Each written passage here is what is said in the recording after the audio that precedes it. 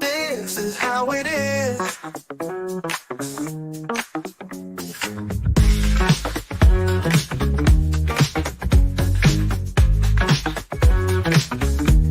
This is how it is.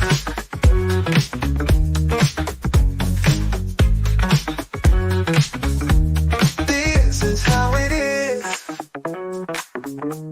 This is how it is.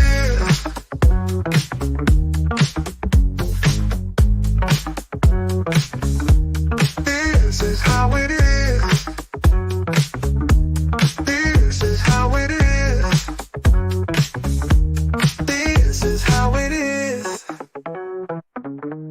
Today on Pop Culture Minefield.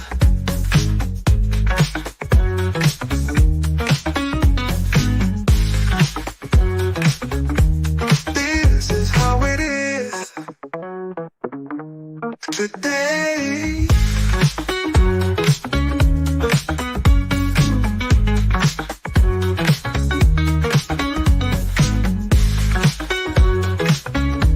This is how it is. Today on Pop Culture Minefield.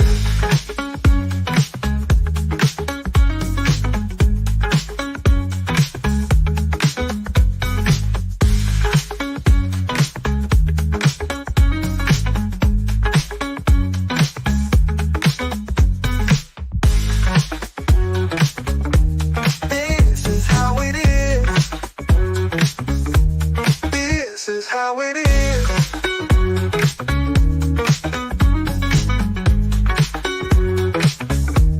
Today on Pop Culture Minefield.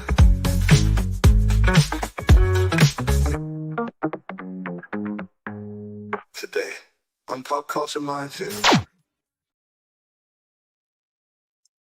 That car explosion, by the way, I don't know if you guys know what that is from. Do you know what that image is from, Martin? Yeah, I think it's when Apollonia dies in The Godfather 2. Yep, what it is. I really consider the two greatest sequels ever made to be The Godfather 2 and The Empire Strikes Back. I know there are others that were pretty good, but those two are I consider to be the best. Best of the best. Cream of the crop. So on the interwebs today, over on X, I really hate fucking calling it that. It's Twitter, but X. There were some great conversations. I had a dark night last night. I had trouble going to sleep because the PTSD is rearing its ugly fucking head, and when it gets quiet, that's when it tries to sneak up on me, and everybody was in bed and asleep, and all of a sudden that shit was creeping up on me. And so I went about writing some more music and doing some more work just to keep my brain occupied so it doesn't dwell. And if you haven't seen it, it's over on Twitter. It's something that just occasionally happens because I've seen hundreds of fucking people die at my hands because I'm trying to save them. Now, agreed, I saved a lot of people. Me and my partners, we did a good job helping and trying to save people. But man, that stuff can rear up, man. And I see every face. I've never forgotten. I forget names. I never forget faces, and like that'll pop into my head. But then the other part of that is the after they die, I have to talk to the loved ones, the family, the friends. And like one of the worst cases that ever happened to me wasn't even gory. It was just tragic, where we rescued the guy, got him out of the water. He had been doing some four-wheeling with his buddy in a Jeep and didn't realize that as they were going over all these hills, there was the big canal there over by Tequila and Federal Way. There's a canal. And he went into it, and this is winter.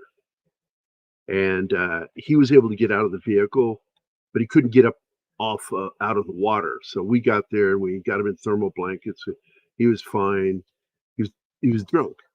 He was having a good time with his best friend, and his best friend didn't get out of the vehicle. We had hoped that we could revive him because it was cold, Yeah, there's a good but chance when the water is freezing that the brain keeps we couldn't get his preserved. heart going. We couldn't get his heart going. We had suctioned, we'd done everything we could, and just couldn't get his heart going. And so I had to go into the back of the ambulance and sit down with this guy after treating him. And I'm like, two things are about to happen. One, I have to inform you that your friend didn't make it.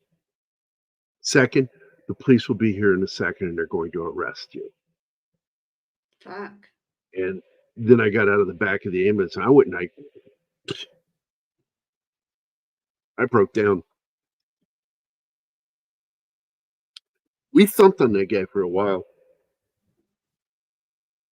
You know, between doing CPR and shocking him.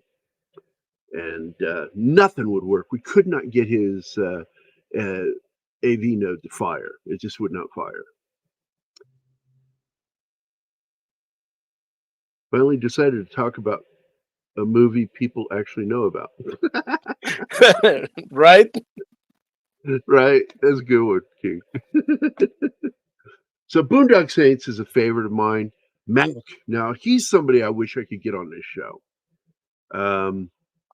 This is one of his and my favorite shows. We would sit and just talk for hours about this film.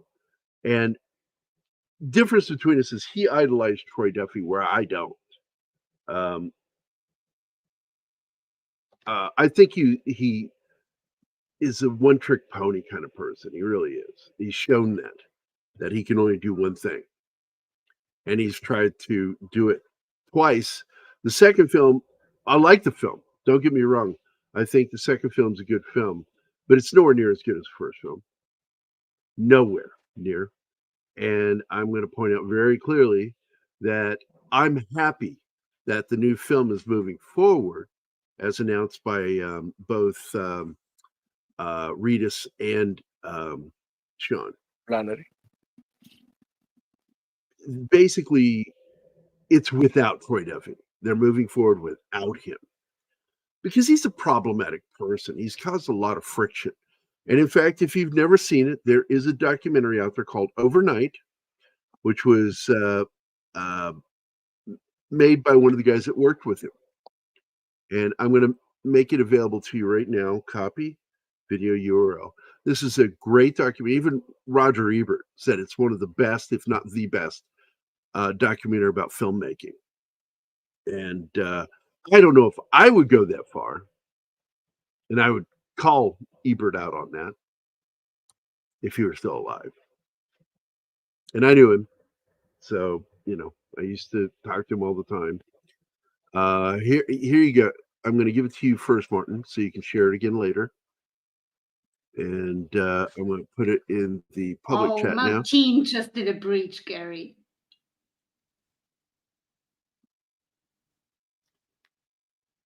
Look at the chat. I'm doing something. Your own guy breached. Oh. If nobody There we does go. it, somebody has to. You get no video though. So I know. Overnight is from Did you make them 2000. Oh my God. Overnight is from 2003. It is the documentary talking about Troy Duffy and the making of Boondock Saints. So here you go. There's the link. Enjoy. It's a very, very good film. It talks about the corrosive personality that Troy Duffy has and the fiery relationships he can turn relationships into. But I'll tell you what, it's that personality that gave us that movie. So I think that's good, but nobody wants to work with him. And that's a fact. People, once they work with him, don't want to work with him a second time.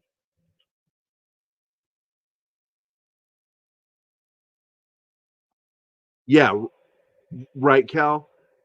Jumping right in there. Jumping right into the breach. It was asking for it.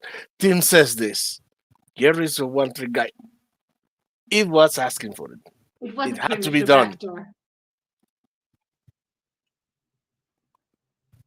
I don't know, from One Trick Person. I don't think so.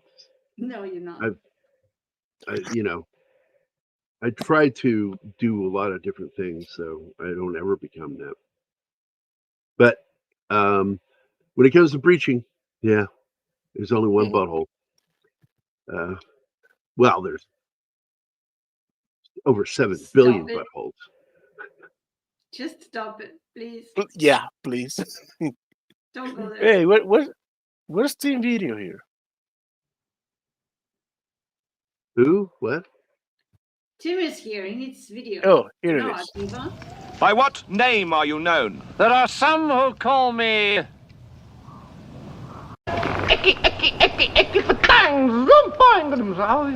No, now go away or I shall taunt you a second time. Ooh, it's even the new one. So I've been talking with Fat Steven a little bit today, and he went off a little bit on Mark Hamill, and I responded to it. I said, Hamill played one character that we loved, did some voice work that was awesome. Why the fuck do his followers give him the time of day with his typical Hollywood political beliefs? I don't waste my time on that guy. He's absolutely a typical Hollywood lunatic. Who? So Mark Hamill. Oh. So I've been talking to Fat Steven today about it. We've been bouncing back and forth on Twitter, not in private, but publicly. So you can actually go read our comments. Speaking of those, my buddy Scribe Light. I fucking love Scribe. And yes, he's still alive and kind of kicking over there on the Twittersphere or Exosphere. I love Steven. I He's wish he would focusing on hang out. gaming now, right? Yeah, that's his primary focus. It's where the money is for him. He's gotta make a living. It's all about being able to pay your bills. So Scribe right. So I guess this happened. Hi, John Cena, and John Cena followed him today. To which I said, "Coolness." Despite the joke I'm about to make, I actually like John Cena. Here goes. Tell him you're with the Chinese government and see if he'll apologize to you for calling Taiwan a sovereign nation.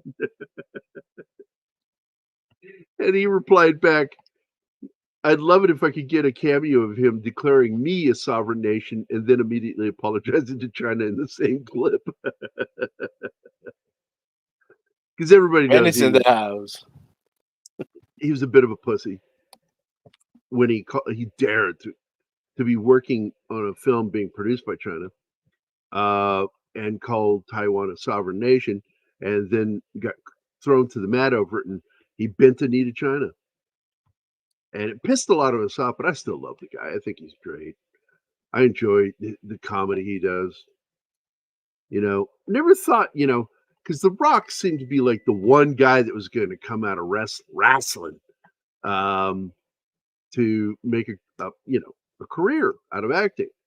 And he can actually act. The Rock can actually act. But now he gave in the acting to become a megastar, and I think that's blown up in his face. Yeah, I know. John Cena following lowly citizens like Scribe Light. I mean, we all know what a piece of shit he is. I mean, have you ever read the crap that Scribe Light writes? It's just in case he's watching, so he'll yell at me. Or get a chuckle out of him. That I love Scribe Light. I just love the guy. I think he's great. And I think it's awesome. I have famous people that follow me, and it's like, I just kind of go, all right. I got to be honest, I don't care. Well, he thinks he's a messiah of something. I'm not sure if he thinks it's from wrestling, but I do think that even when it comes to wrestling, he thinks he's the god, But I like John Cena. Is very down to earth about things. I think he's fucking funny. And if you've never heard the story about that pocket watch he carries with him, it's at first I thought he was going to fuck around and do the Christopher Walken wristwatch story. Yeah, that was thinking just about I really did. I really thought that. I'm like, oh, where's he going with this?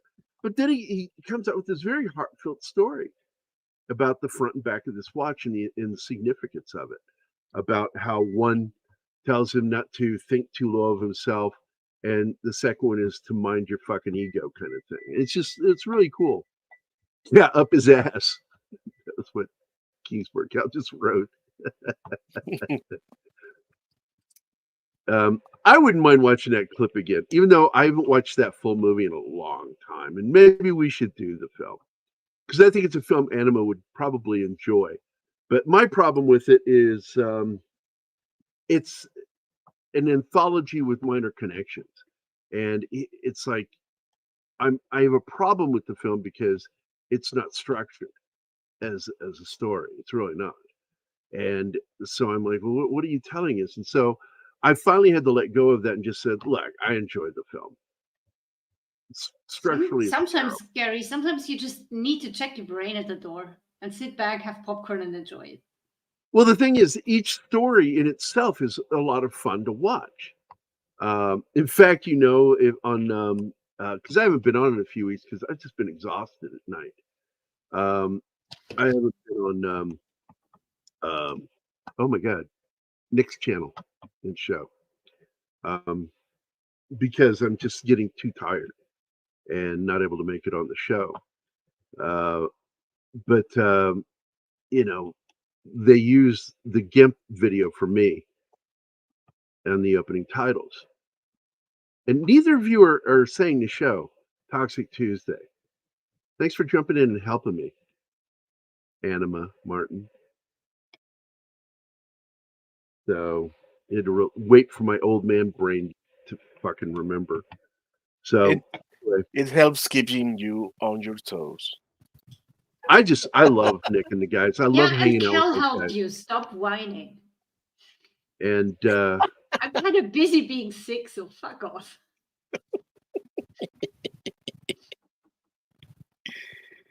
he can't see it when I make that face. I haven't watched it a long time either. Pulp Fiction. I'd like to just I'd like to sit down and watch with Anima. It'll be the first time viewing in probably a decade. It's been over 10 years since I've watched. For me too. I have watched it, but I don't remember anything. And there are so many parts of that film that I just fucking love. The thing I complain about too with him and that film in particular is a lot of the dialogue could be said by anybody. It's not overly personalized with the dialogue, but I love how the performances came out of that, because Travolta absolutely deserved the Oscar, as did Sam Jackson. I think they're the only two in that film that deserved an Oscar. I love Keitel's appearance in it, but that wasn't a great performance. It was just a good one. He did his job. The two outstanding performances in that film are Travolta and Sam Jackson. And I'm going to tell you, my favorite death scene in a film is in that film. When he is in the bathroom, it comes out, and gets blasted back in. You I just and your fucking weird love that. bathroom stories. Well, that's why, because it's such a common place. People don't like talking about it, but it's something that everybody does multiple times a day. Go to the fucking bathroom. And I like that they did that. That's why I love that scene in Me, Myself, and Irene when he has post-sex urine problems, which is something only guys know about. Women don't know that problem. Pulp Fiction on VHS. I do still have my fave Tarantino, Reservoir Dogs. And I love the film Reservoir Dogs. And god damn, Sean Penn is so fucking good in that film. Sean Penn, Christopher Penn is so good in that fucking film. He really, really is. And we lost him. But he, no matter how you went to he self-deleted the way he went. And I understand how it happened. But his eating habits were terrible. Towards the end, he was just the same thing with Gandolfini. Gandolfini was eating his emotions. Same thing with Christopher Penn, eating his emotions. Yes, he did. Totally. God damn it, he was so good in that fucking film. And Keitel's great too, and so is what's his name that plays Travolta's brother or cousin in that film. They're supposedly related. Vega. The last name was Vega. Remember that. And he was really good. Michael, oh, what is his name, Martin? Madsen. Thank you, Cal. Thank you. Madsen was fucking nuts in that film. I mean, that scene with the razor blade fucking I know it's fucking fake.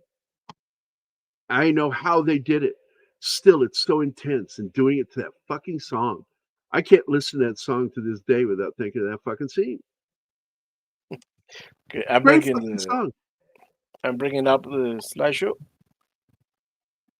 Here we are. Awesome. So Troy Duffy had this idea and went about doing this, got some funding to hire 2 legit actors. They weren't big at the time. Sean Patrick Flanery kind of had a downfall. He became a star because of Young Indiana Jones Chronicles, because he played young Indiana Jones when he was in his late teens, early 20s, and did a fantastic job. And the biggest film he did after that was Powder, and it didn't do well. It did not do well, and he couldn't seem to get a decent job. He was doing stuff that was like straight to home video, and Troy Duffy got him to play this part. And he and Norman Reedus absolutely nailed the accents and played 2 Irish lads from Ireland living in America who become vigilantes because of a single incident. And absolutely, there are elements of that in Vindicated. This film was just fantastic. Powder, I saw that in the theater. Didn't know it was by this dude. No, it wasn't by him. Sean Patrick Flanery, the guy there on the opposite side of Reedus, brother. played Powder. He was Powder. He was Powder. Yeah. That's Sean Patrick Flanery. Unrecognizable. Shaved his head and fucking wore that makeup to make him albino. And I love that movie. I really do. I think it was a really superb film. Sublime. I liked it. By the way, Penny is breaching by email. Oh my God, Penny. You've risen to a new level here. Oh, I'm so Lord. proud. I'm so proud of her. Hold on. Let me go get my email. What did she do? What did you do? What did you do?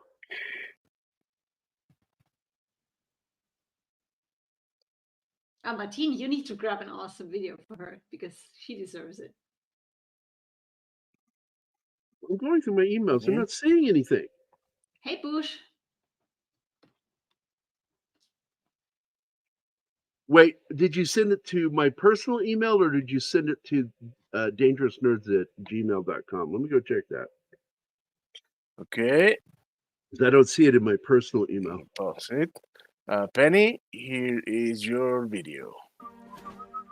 Everlight, protect Grog and the rest of our friends, wherever they are.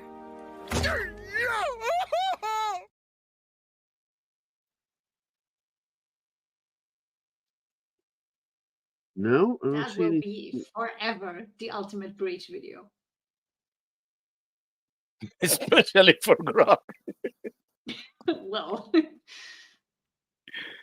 Hey, Bush. Let me Get the video. There you go.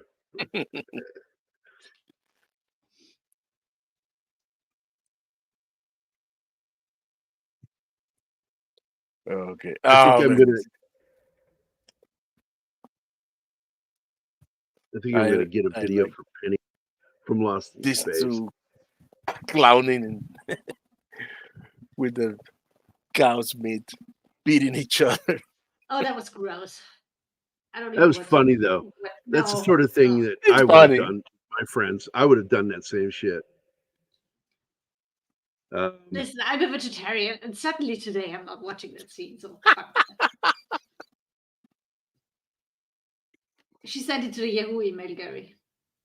So predominantly, what do vegetarians eat?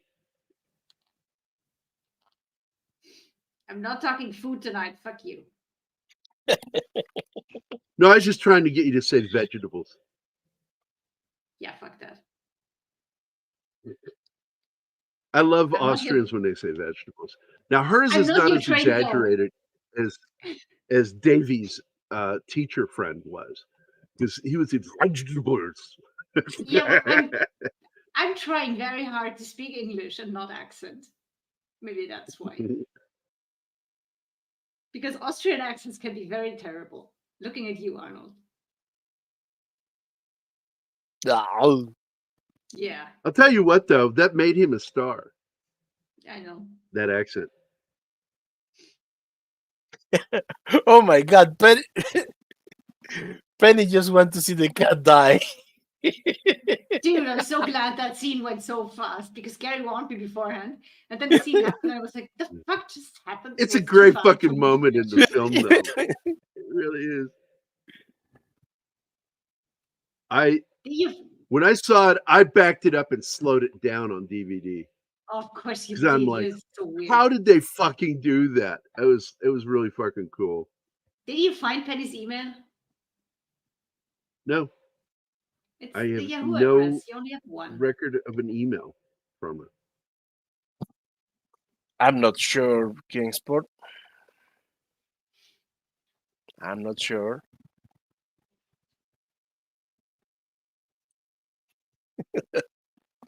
Man. What are you not sure about?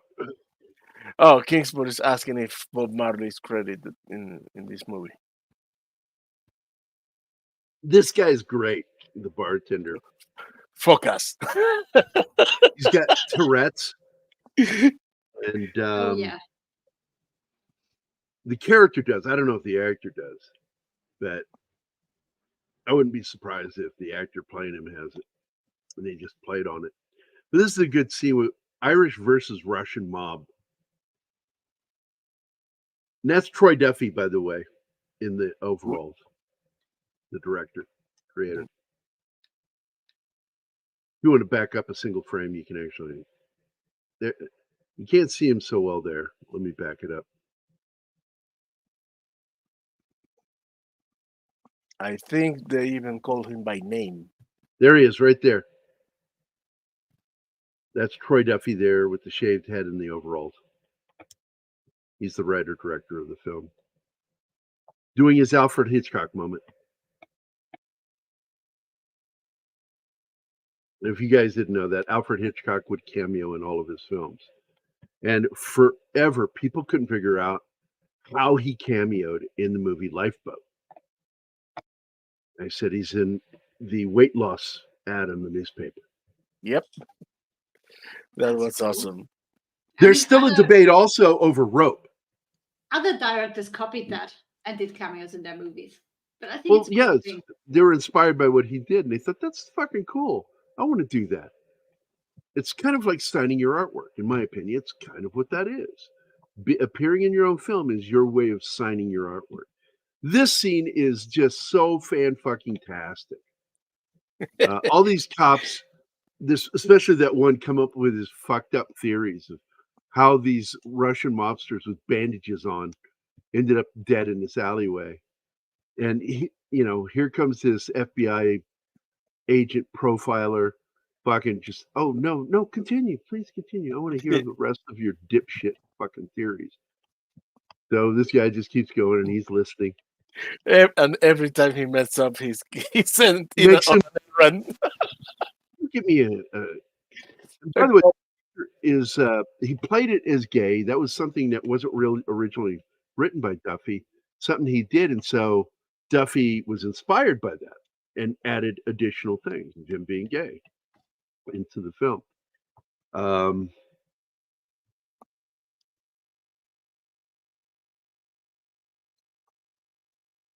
Oh, different Bob Marley.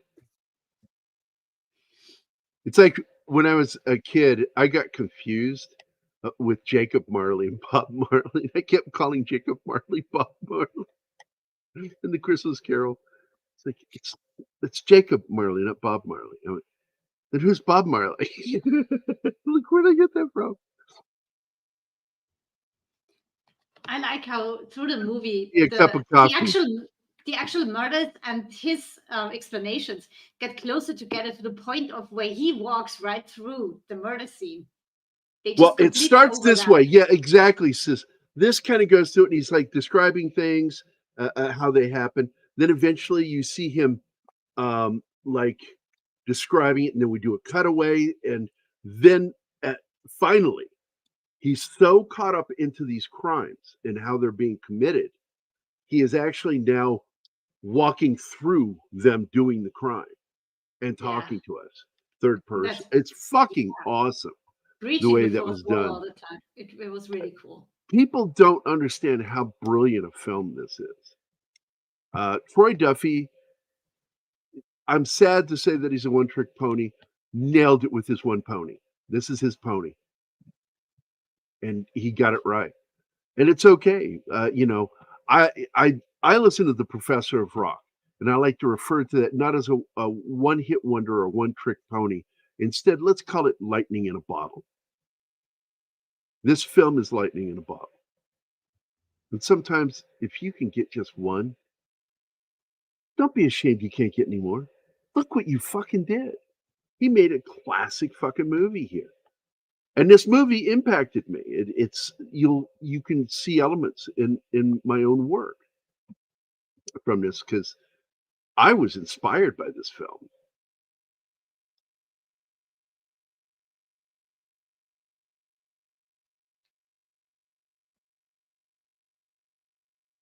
The Yahoo email, I got nothing, Penny. 2 days ago, Gary, go 2 days back, you get a lot of emails. 3 days, actually. In the morning. Let me look. Somebody else talk right now. I'm gonna Early in the morning. 8:30. So, what are you going to do with the drunken sailor? What? Now you got that song in my head. Fuck you. Yeah, me too. Thank you. Fuck you. Is this it? That is a nice song. Yeah, No, that's not it. you know, I'll eventually get back to you with that. I've planted songs in your ear before. And it goes completely with the theme of the movie. It's an Irish song. Early in the Well, morning. speaking of that, the music is great in this movie. Of I'm fine course. with that. Not That's just his band. the A lot of the Irish music pipes, is his band. everything. Did you hear me, Anima? Yeah. Yeah, that's his band that did the soundtrack for this. Yeah, it Troy says in Duffy. the credits, I think.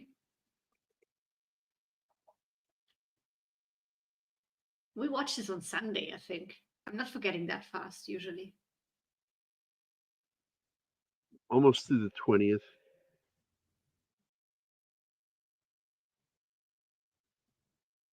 Down Yeah, to the she sent 19th. it. Yes, she sent it on the 19th in the morning. I'm now going through my 19th emails. You're getting notifications from every page you've ever been on. No wonder you have trouble finding it. I've seen his inbox. Yes. It's a mess. Yes, Kings. Got That it. is true. Found it. 90s cinema was way superior to 2000 cinemas. Especially for the Well, writing. the 80s were probably the best decade. The 90s were still good, but then it just I would go with 70s, 80s for horror and sci-fi, yeah. All right, and this is then what she sent 90s. to me. Here's what she sent Yeah, to me, Martin, I'm if you want to share curious. it. Okay. What did Penny do? Okay.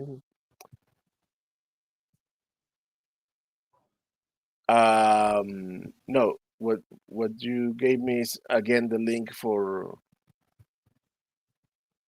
overnight.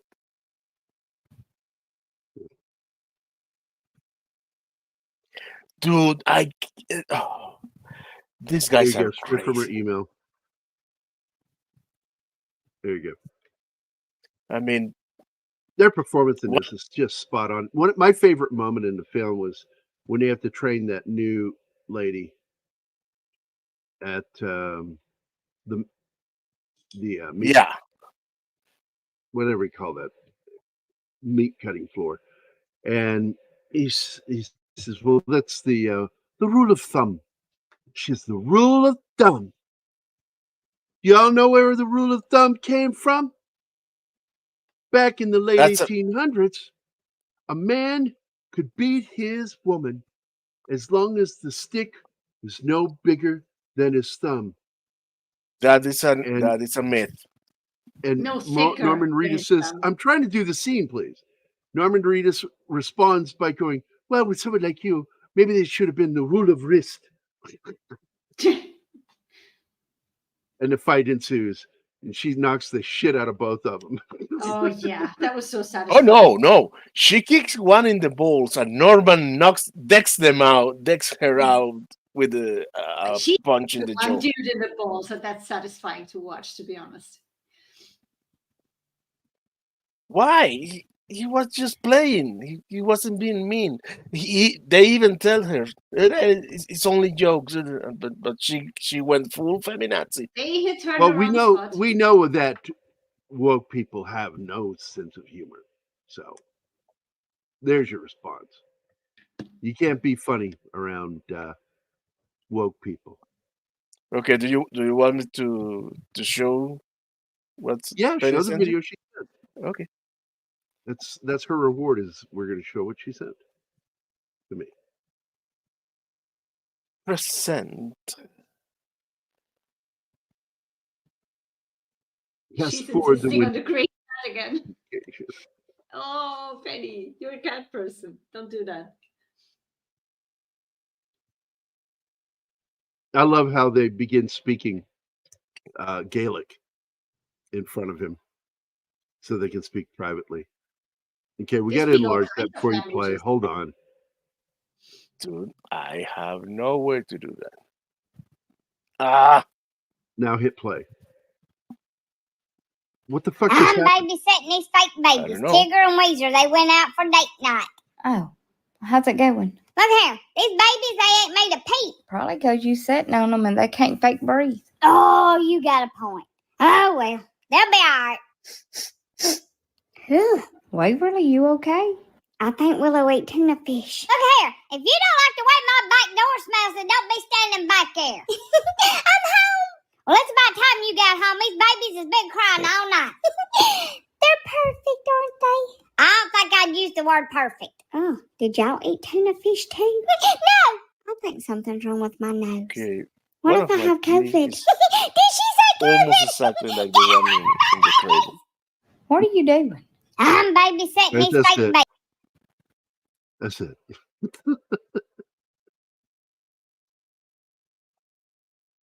Whoa! Why is this? Oh, right.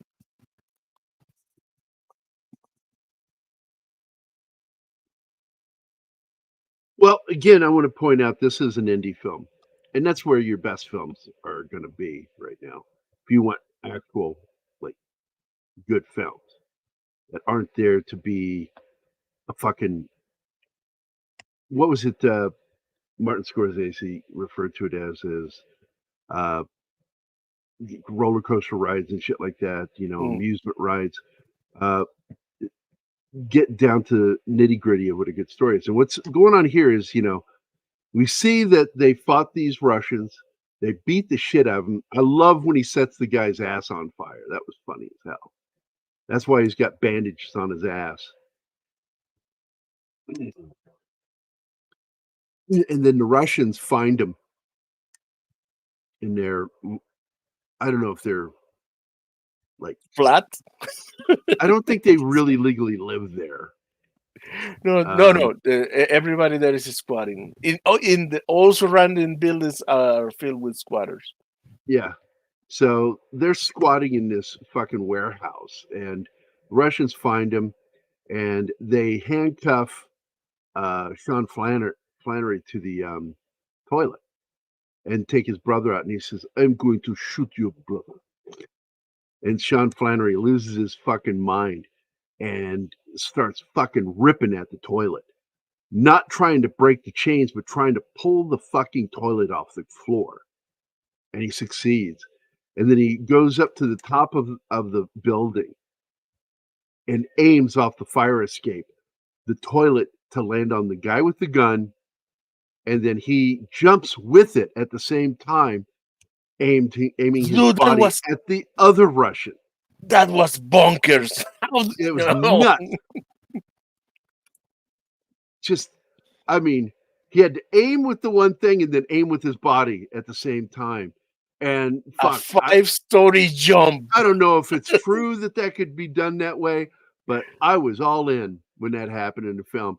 And then Norman Reedus gets hold of the top of the toilet, the back of the toilet, and he uses that as a weapon to fucking beat the guy to death. That was the best kill ever. Death by toilet. And how the guy did break his legs in the jump, I don't know. That was unrealistic, but it was cool as fuck. Well, he landed on the dude. Yes. Yeah, but still. The dude took the brunt of his fall. Still, I think in reality he would have. It would have slowed him down. I think that there's a good possibility if he was that lucky to hit that guy, he would have survived the fall like that. Yeah, he might have get scuffed up. One of the best in history in movie history. Yeah, this film pulled off something nobody had ever done before, and I'm like, that's fucking awesome. Yep. And he, falling, he got knocked unconscious. Again, it's here he is a 5-story jump. And he fucking picks that toilet back up and just beat that guy to death just now. That was fucking awesome. I know few directors that absolutely agree with me that when done correctly, violence can be beautiful on film. Oh, yeah. And this is a beautiful film with its violence. Hey, Canadian Spider-Man is here. What's up, man? You want to join us? Yeah, come on the panel. Yeah, jump in here, man, if you love this film. I'd love to meet him. Yeah, he's not that great. Shut up, Gary. I love Canadian Spider-Man. Come on, man. That is not a good incentive to make him come here. There it is. I'm going to send you the invites on Twitter, buddy, if you want to join us.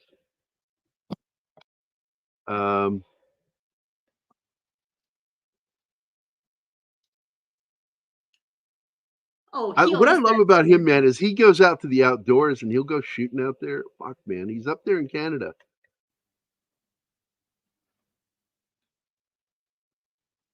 Get to hospital chat? What? What's going on? Yeah. Penny, here, read this. Pregnant daughter.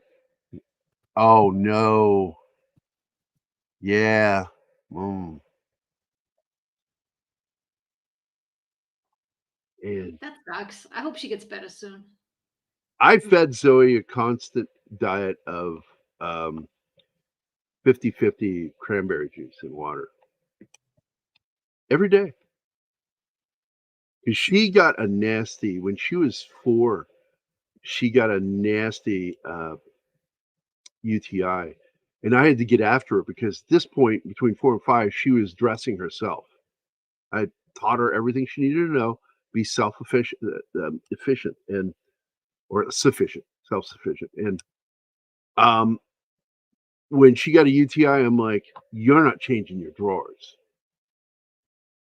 are you? So I got after her and I said, I'm not going to stand over you and watch you because you deserve your privacy. But you better change your underwear now. And she did. She never got a UTI again. But I still kept her on a regular diet of cranberry juice at least once a day. So basically, they get her called in. Well, they're looking for them as people of interest. And while they're saying, well, they'll never come in, they fucking walk in. And so that's when our FBI guy, played by Dafoe, gets to talk to him the first time, and they do that great moment of speaking in Gaelic so he can't understand him before he records. They speak in Gaelic, Italian. Oh, they speak. They're fluent in several Russian. languages. Russian. They speak in everything. Yeah, it's Very like clumsy German. clumsy. Yeah, I'm sure Very. they're clumsy with all of it. Because I don't know if the real actors speak those languages, but the Well, characters do. their Spanish was okay. So was Wasn't the that bad? Italian. I can't speak for the Russian. I can definitely for the German, and that was clumsy as fuck. But I was just going to say, it's so funny how the other police guy fucks up by offering them the cell without talking to the FBI dude. And the FBI Yeah. just looks at him and he stops mid-sentence. So, yeah, well, if that's okay with you. He's a weirdo. He's so crazy. He's absolutely losing his shit, the FBI dude. So you're listening, so you can't join us. That's okay, buddy. Oh. We haven't hung out in a while. I really like Canadian Spider-Man. I pause this for a reason because that is somebody very famous right there. Yeah. That shitty Is that fucking- him, right?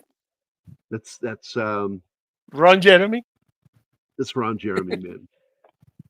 Porno King. Now living in a nursing facility permanently because he is that far with dementia. Oh.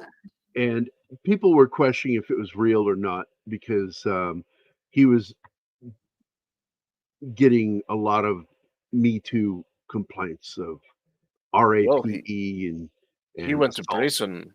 He did He went to time. jail. Yes, he did. He did time for it.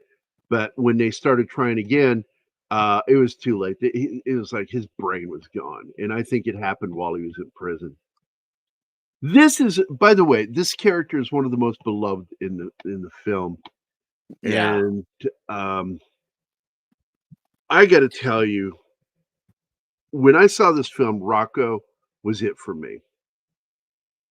And I loved his character. And when he shoots the fucking cat, I was shocked by that scene.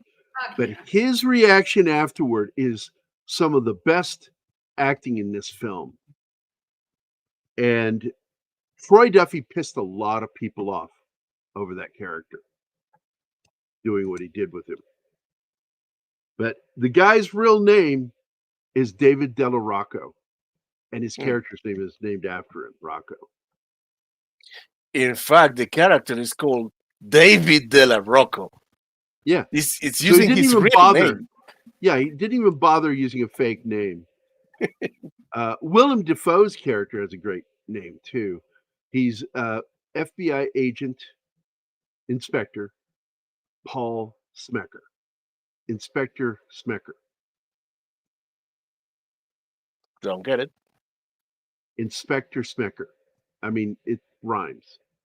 Oh. So, and another character you've not met yet in the film, for those who maybe never saw this film, is Il Duce, which is played by one of Billy my Connolly. favorite comedians of all time, Billy Connolly. The story told by him, as well as Liam Neeson, of Billy going to visit him and or him going to visit Billy and hitting a cat, is one of the funniest fucking stories I've ever heard in my life. You know the story, Martin? No. I should find it and we should show it. I don't know if we'll get copyright struck. We will. For it, but We will. Oh, yeah. I just If you have fucking love a that question, story. Let me yeah. see if I can find it. Now, I gotta tell you, this guy, the guy that plays Papa Joe, has the worst Italian accent ever. He almost sounds like a Russian.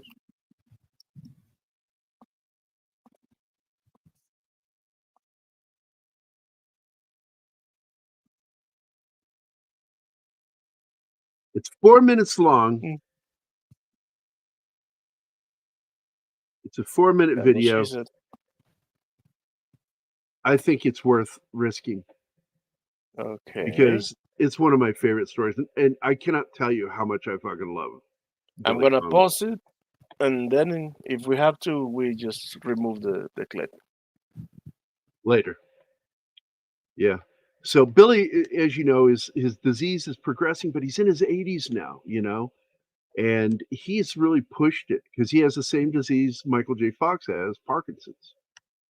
And I can I see didn't where know. it's had. You can see the impact it's had on him physically. Even in his last stand-up routine, I could see it.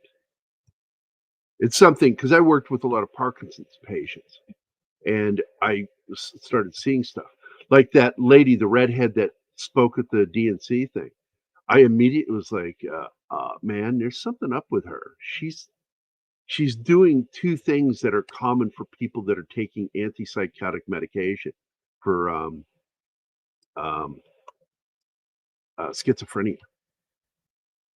Okay, here we go.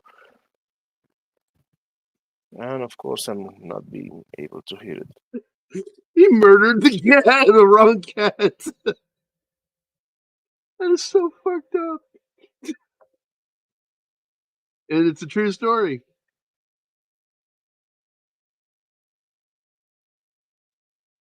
That story always slays me. I love Billy Connolly. It's going to be a sad damn day when he's gone.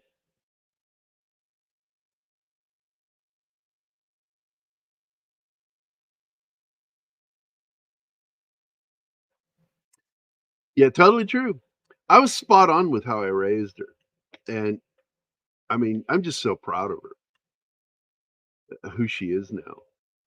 And I tell her, I said, as awesome as you are, I said, I feel extra pride in the fact that I played a huge part in why you're so awesome. And it just makes me feel good about itself. What's this? Anima Polish? What is this? No, we're talking about the different languages that they were speaking. I like this scene with the armorer. The armorer doesn't want to fucking deal with them. They throw down some money. He goes, come on in. You can do anything you want. So they are Look at inspired. that Yeah, I thing. know. So they buy some weapons, a big bag of weapons, and they're going to declare war on crime. And absolutely, there is elements of that in my stuff.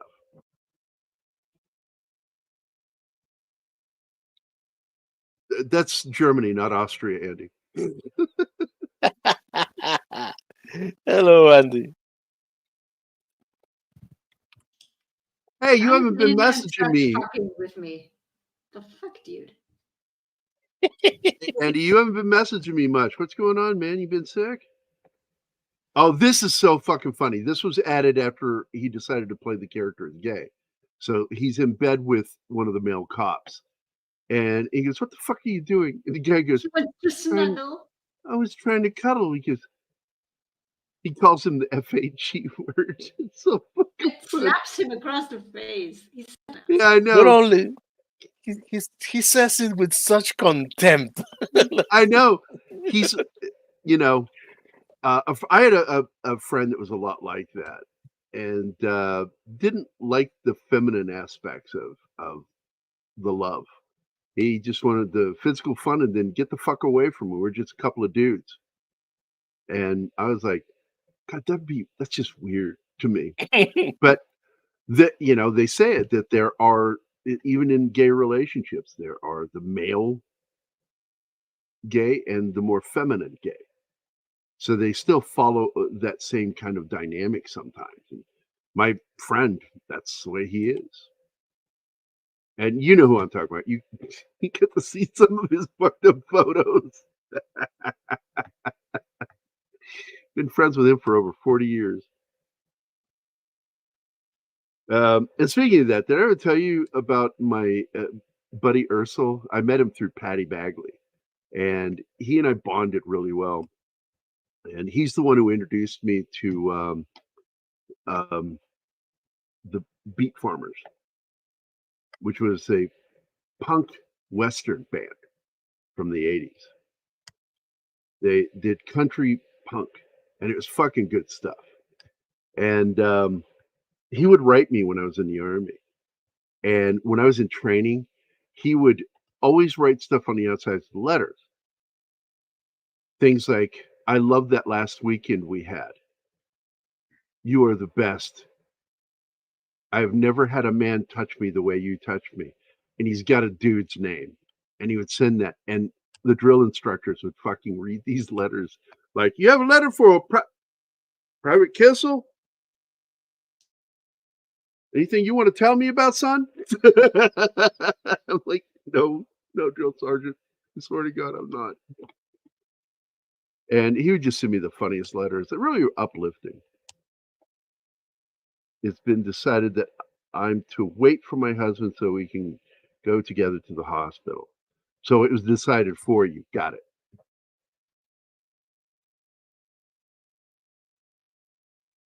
This is great with all the blood on his fucking gloves. He's touching his fucking hair. Yeah, and the other cop is pointing at it and like, dude. They're like, eh. He goes into this because he's making fun of them for their theories.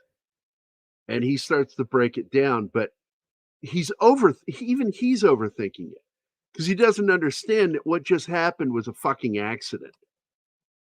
And it wouldn't have. The irony is the one brother is always bitching at the other brother for having rope. What is it with you and fucking rope? You always get to have your rope. What is it? And it's the rope that saves them and allows them to do what they end up doing. They fall out of that vent in the middle of that room with all those gangsters, and they're tangled up in the rope, hanging upside down and slowly turning, and they're just firing, hitting everybody. It's insane. And this is so weird because this is a thin guy wearing a fat suit.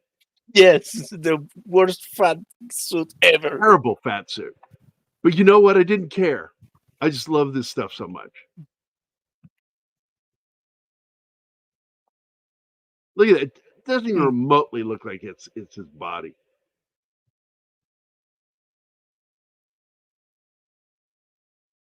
They're up there arguing. Yes.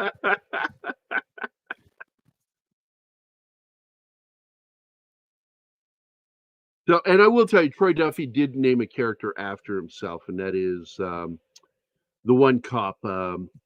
Officer Duffy. Yes, it's Duffy, but I'm trying to remember his name, and I can't remember his name. I don't recall the name. I only recall that Willem Dafoe calls him by name. He said, Duffy. I remember now. It's Mahoney. Brian Mahoney plays the part of Detective Duffy, named after himself.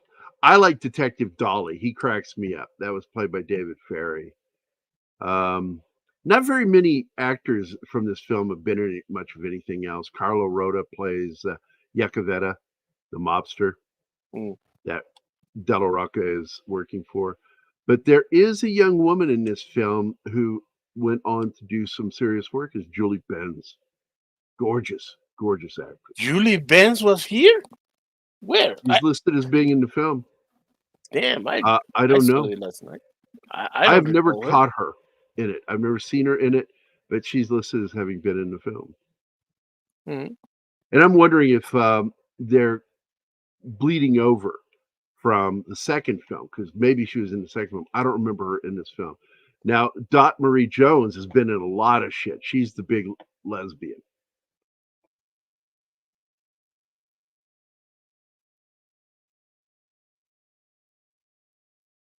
The one that they fight? Yeah. I'm still trying to place Julie Benz, and I can't. I can go dig deeper into this. Hold on. Oh, this is what happened in bad television.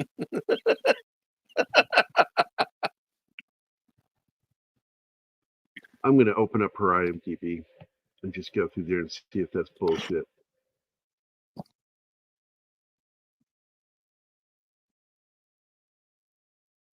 I did not know she was in the Training Day TV series. Never watched it, but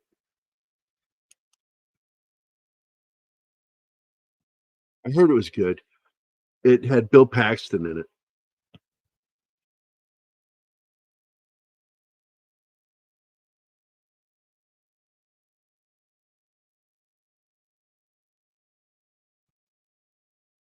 This film was made originally, 99? Well, it was released in '99, at least. Because she was the receptionist in As Good as It Gets that says, "How do you do women so well?" Well, I write it as a man, and I remove. I remove something accountability, reason and accountability. accountability. Yeah, see, I don't see it on her page.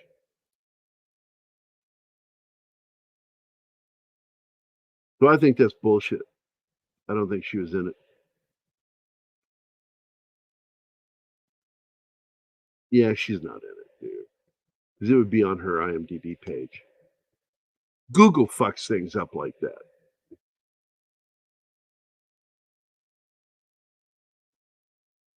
Yeah. It tends to. Oh man, this part. Because once they eliminate everybody, Rocco arrives He was in with a second film. six-shooter. She's the special agent in Boondock Saints 2. Mm. It bled over from the on Google. They shouldn't do that. Google is garbage when it does that shit. So what were you talking about? Oh, when they analyzed the fact that Rocco was sent to kill the Russians, the 9 Russians with a 6-shooter. And they know, dude, they send you here to die. And real weight is in the house.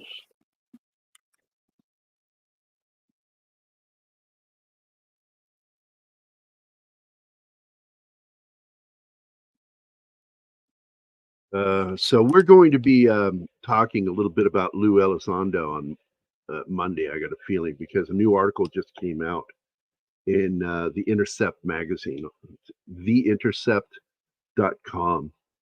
And they're kind of calling Lou Elizondo out, which is what Don, Ecker, and Mark are talking about when we do the show on Mondays.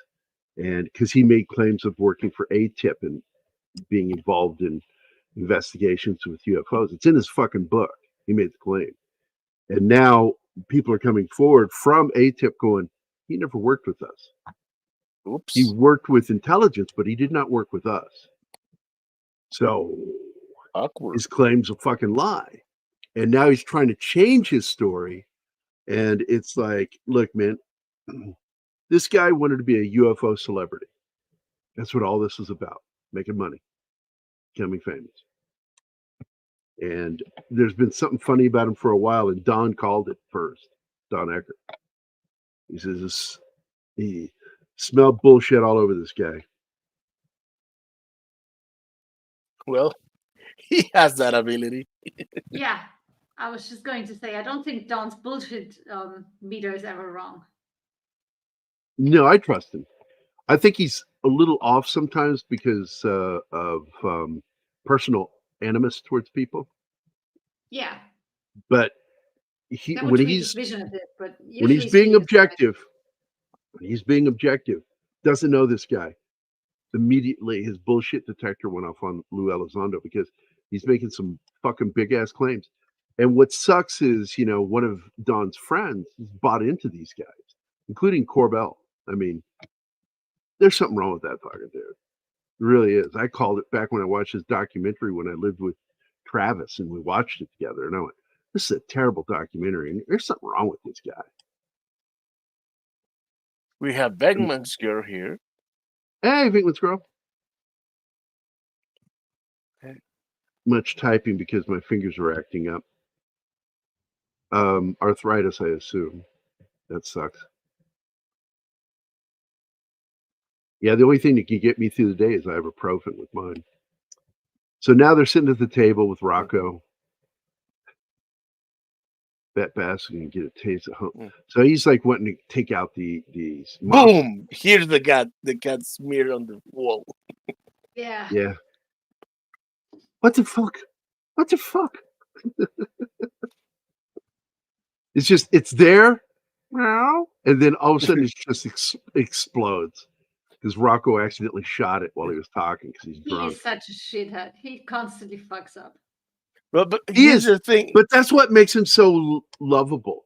Yeah, He's always trying so hard. But that's why it And sucks what's happening to him in the end. yeah, because this is the best character in the film. His character, Mm, Rocco. one of the And best. that's why he's such a beloved character. I think he is. He's To that me, it's fucked up Willem. friend. And who? Willem Dafoe characters is the best for me. Yeah, Smecker.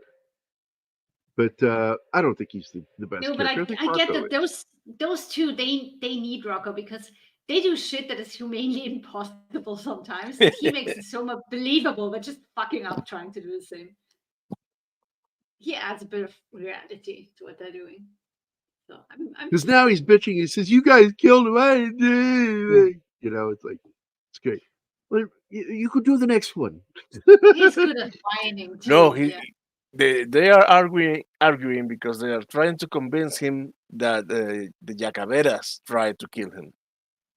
And he said, "No, they wouldn't." Oh, yes, that was Yes, they that was would. their plan. You're disposable. Oh, Cams has been a member Hi, for 5 Cam. months.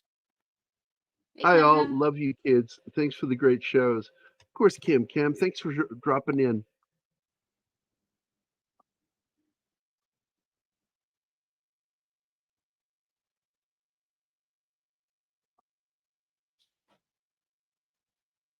I love that there's no sets used in this film. Everything is shot on a location. That's indie movie making. You don't have the money to build sets. Yeah, and Rocco goes to confront the Yacaveras and leave them in his apartment and said, "Bury the cat before my girlfriend comes home." Yeah, but later that confrontation between him and his girlfriend is Yeah. great. He says, "What's the name of the cat? Mm. I dare you to fucking tell me the name of the cat." And then she says it, and he goes, "What color was it? I dare you to tell me what fucking color the cat was." I don't know. He's waving the gun. Here it is. They're high. He's so over him. Her and her fucking sister or friend. It's fucking funny scene. Oh, cool. Where'd you go?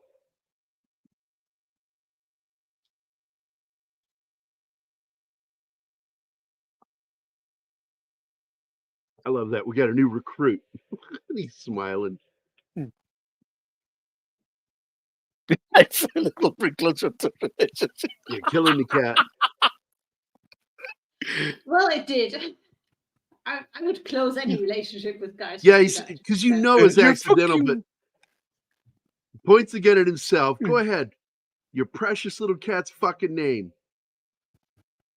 And then finally she says the name. And he nine guys you fucked. I love that line too.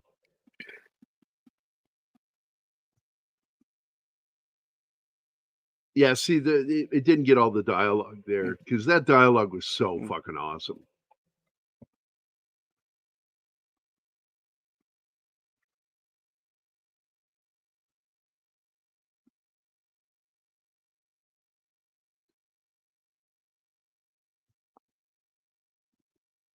Uh-oh. What? Mr. H has a new video, Salem's Lot, first look. Oh shit. Because earlier this year that it was unreleasable in the state it was in. These two fucking assholes, they get exactly what they deserve. I fucking hate guys like this.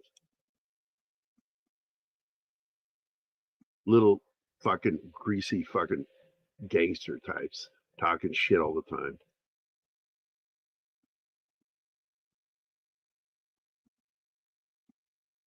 And the guy running the bar is also in with the gang.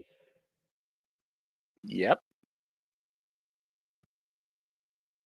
At least we get our funny man back. Huh? Yeah, right? He's getting ready to fucking do it. Blasts that dude and shoots the other guy through his jacket. He holds his jacket up and shoots through it. That was fucking cool.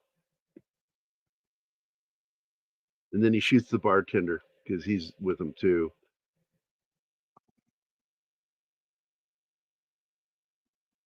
Are you open, KB? That was such a funny moment, Parrothead. I love that. Because he makes a homemade mask from a ski cap. Yeah. The holes are all fucked up. And they make fun of him, and then he takes it off, and he goes, "Fine, I'll just go with that." No, put the mask on. We like the mask. It's really good. He puts the mask back on. He goes, "Okay, I just want to make sure you're OBKB." Which everybody remembers that is what's his name? Isn't it Mushmouth, or which one was it that had that? I wouldn't know. I'll look it up real quick. I don't think it's Mushmouth. It's the other character. Dumb Donald. Dumb Donald is the one talked like that.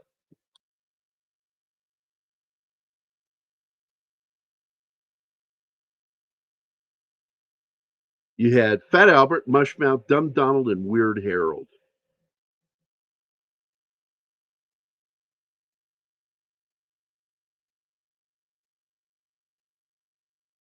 Damn. Here's the scene with Oh. the mask. Yeah. He's Look at behind that. that fucking mask. It looks fine. No, fuck it. It's like, I don't want to wear it. No, it looks good on you. Put it back on. I just got one question for you, Rocco. Are you OBKB?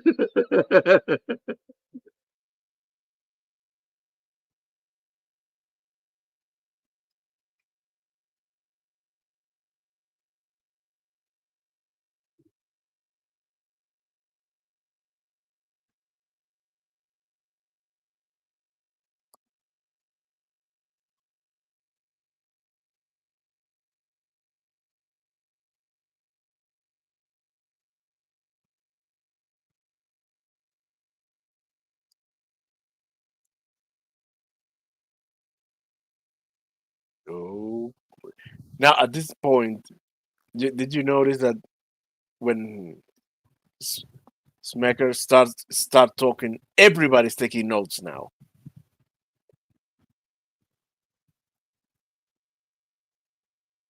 No, I don't know. Because this is an outtake, I don't think they have copyright on this, Martin. But the thing Parrot had brought up, I think, is this scene.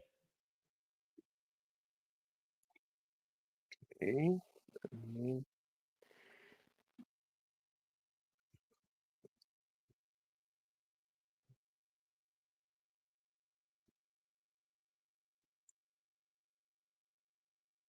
And he really is a great character in this film. But I think Rocco is going to always be my favorite, and I always feel he's the best character because of that.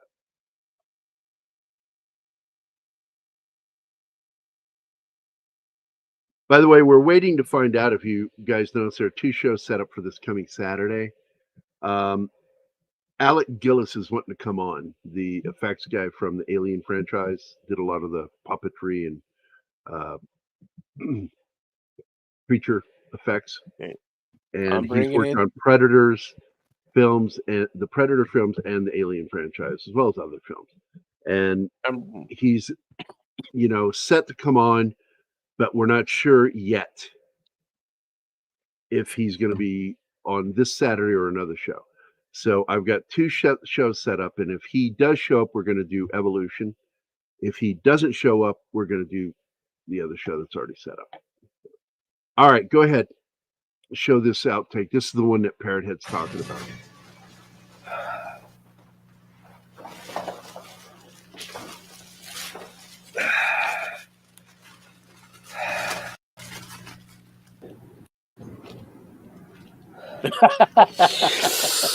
After the kick.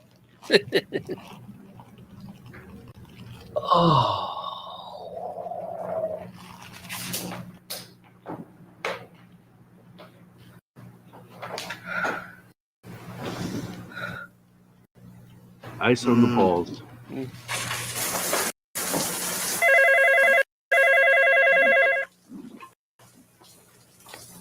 Hello. How are you? Mother, is that Do you? you have a landline? Is that where the weather here is there? I want you both there. Christ, there's no fucking hot water, man. Shut it, it's mad. It's all your fault. Both, you little bastards. I was a fool to believe you give me any peace. The day your dad left us, when you're almost too young to remember, he said, the two of you do me right and make me proud. But he was wrong, and I got nothing to live for. What are you saying? You're talking crazy here. What's the matter with her? I finally found What your dad's the arm revolver, Connor. No, Matt, what are you doing with Dad's gun? Dad's gun? I got it to me head now. What the hell are you doing? The fuck? I want to tell you one last thing before I pull the trigger. Pull the trigger? You lost it, woman. Now get a hold of yourself. Listen to Connor now. I'm talking some sense here. Listen to me. Me and Matt. Jesus Christ.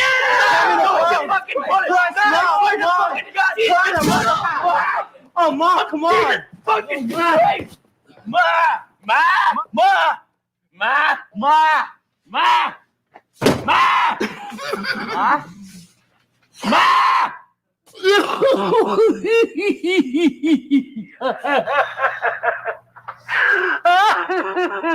God have mercy. That was a good one, Ma. Fucking evil woman.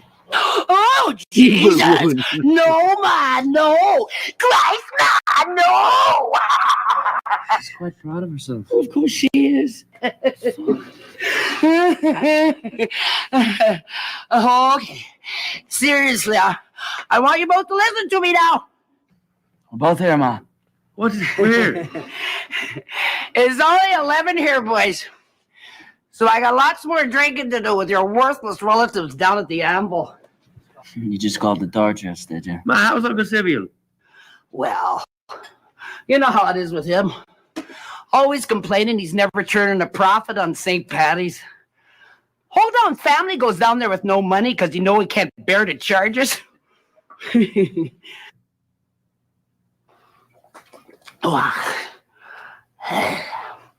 But he's been having a drink or two himself. Been up the waitress's skirt all night, poor girl.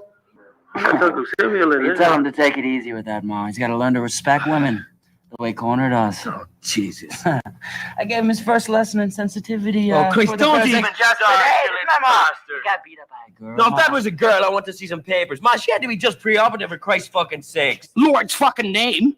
Father Mary, Full of grace. What'd you do, Connor? Well, I tried to make friends and didn't I? She gave me a shot to the nuts. What? That dirty bitch. Well, I hope you trounced her a good one. Dirty bitch is right. Well, Ma, you know I didn't. Don't you worry, Ma. I respected the hell out of her for you. Oh, Macho Murph, yeah. Well, listen. I know how my boys take to scrapping when they take to drinking. Yes, Mother. I mean it now. I carried the two of you little bastards around in my belly at the same time, you ungrateful peasants. You ruined my girlish figure in one fell swoop, and then you sucked me dry.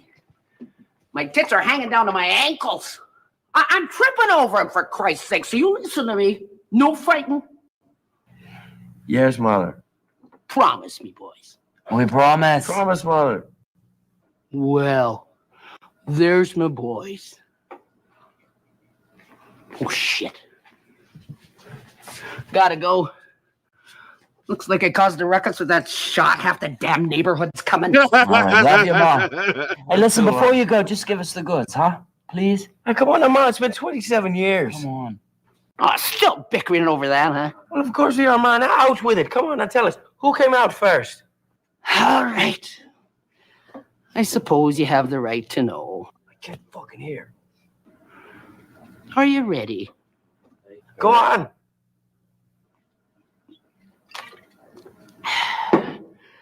The one with the bigger cock. The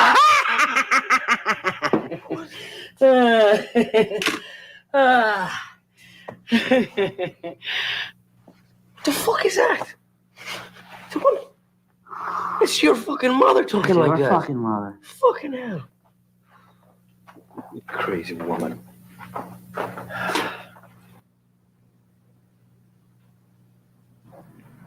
Don't even fucking start. I've had ice on mine, all right? That's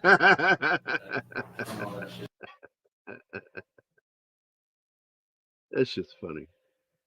They didn't put it in the movie, and I'm glad they didn't, because I got to be honest, it would have slowed the movie down.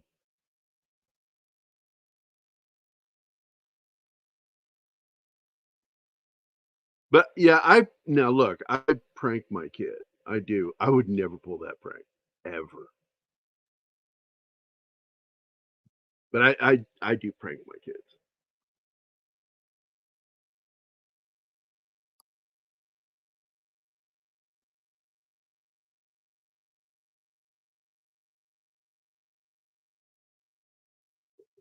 Let's see.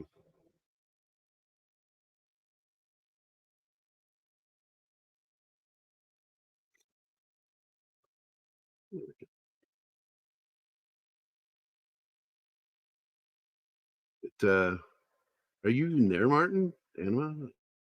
It's quiet. Kinda, sorta. Yeah. Remember, I'm not my usual self today. Me neither.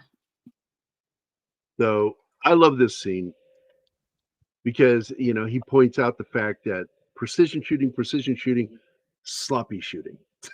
Yeah. So He anything knows that now Rocco that did is just all over the fucking place. there are two guys who know what they're doing and one who is just a fuck up. He's good. I mean, he's crazy, but he's good.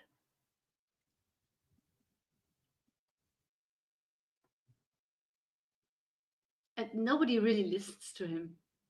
That was the feeling I got watching this. Au contraire. All the cops are listening to him now. It's been shown progressively in each crime scene. He leads the investigation, and they're listening. He does, yeah. But the way they look at him, it's like, oh my god, this guy's fucking crazy. And but here, when he's not talking, you can see all three of them at the same time open their notebooks. Yeah. Automatically. That now that they are listening. Because he knows his job, but he's also crazy, so it's scary. Yeah, and I like this part, these little bits here where they interview people from Boston. Like it's really happening. I love that they end the movie that way, with street interviews about how people feel about having vigilantes in that town, because they're still on the news in the end, which makes no sense to me, because how would they get out of the building? But we'll come to that. But it's very authentic because they're to being held. people talk. They are being held. They get out of that building after shooting him in front of the judge. Yeah, and did you see who let them in? I know that he's on board, but still it makes no sense how they make it in and out so easily. It's a little unrealistic. It's not only him, it's the whole squad. The whole squad is helping them. I don't know about that. Yes.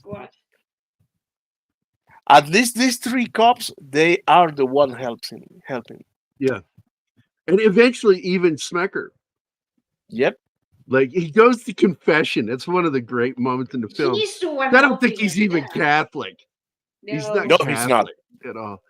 And he's like, but I feel like I'm and the insanity of the scene is once you realize Rocco, as they pull back and he's given blessing to help these guys, Rocco is in the confessional with the gun against the priest's head.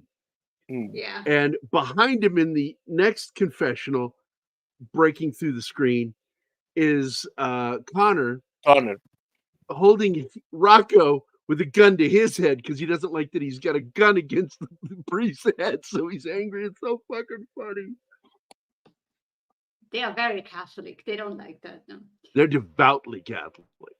And I don't think the FBI guy is going there for confession in the first place. He also has a hangover to sleep off. No, he's trying to figure out if what I'm doing is right, what I'm thinking. Yeah. He's really, also the priest didn't even majorly need to hungover. be there.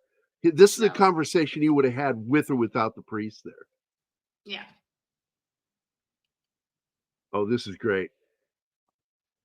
This is Billy Connolly's character, Il Duce. Oh, that's the Duke. Yeah, Il Duce. Talking about security measures. And unbeknownst to him, the target he's being made to go after is his own kids. And the kids have no idea this is their father. And he doesn't know. Yeah, nobody knows. They're And they have completely shootout. unaware. Look at Billy. God, I fucking love that guy so much. He's so good in this role. He is. What a badass. Okay. You know, I do not like prequels. I got that you corrected the Jew to you. Yeah, me too. Juno. Fuck you. I do not like prequels, but I would gladly pay for see a prequel about the douche. It's not douche, it's Duce. Come on. Douche. Duce. I'm sick. Let me be. I'm sick For too. Christ- Fuck off. For Christ's sake. Bello. We're a hospital here Tes- tonight. Still Molto doing bello, it. testidore e scooch.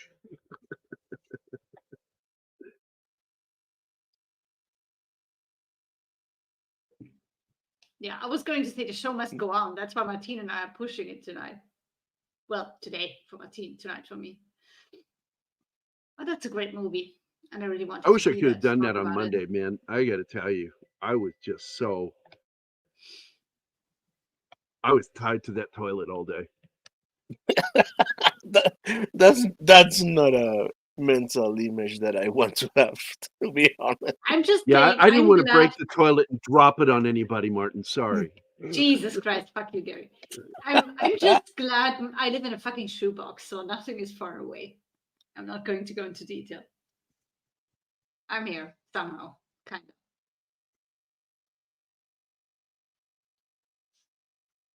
You know, I could have lived without knowing that too. Yeah, well, I've been with Gary for 2 years, so no such thing as TMI. Yeah, my humor doesn't allow for it. Nope. Yeah, I learned that Oh. lesson long ago. If you're truly funny, you are a person who is willing to embarrass themselves for the joke. You can't have an ego. You can have pride, but you can't have ego. I'm trying to remember. This is the funeral, right? No. The three. Here's when. What was that scene? No, Oh, here, okay. This is the scene. Okay. when they Excuse come me, to Fish kill in the a freaking cleaner. barrel. Yeah.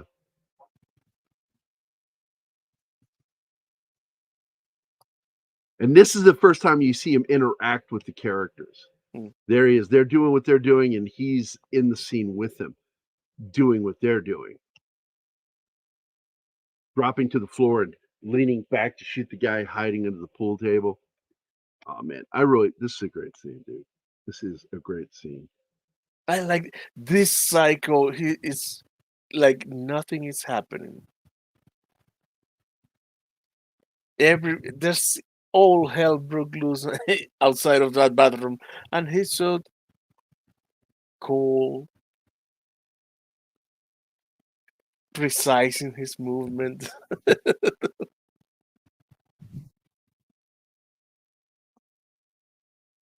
Hey, Richard's in the chat.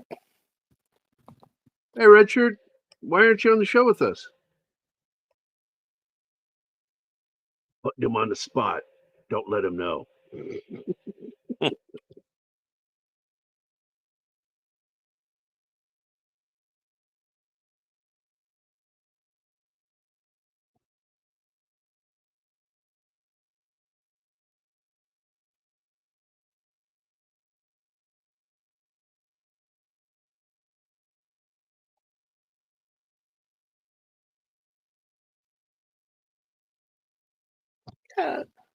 Yes, he does. See? Willem Dafoe is the character of this movie.